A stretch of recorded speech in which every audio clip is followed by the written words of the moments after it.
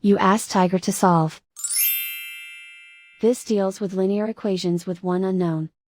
The final result is x equals -15. Let's solve it step by step.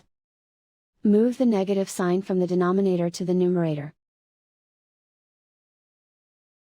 Group all constants on the right side of the equation. Subtract 5 from both sides. Group like terms. Simplify the arithmetic.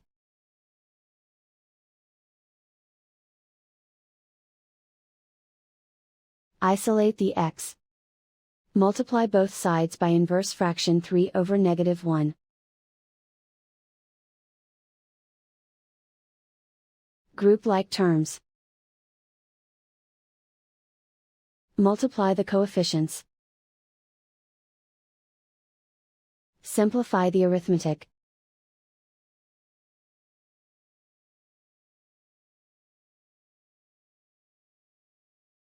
And so the final result is x equals -15.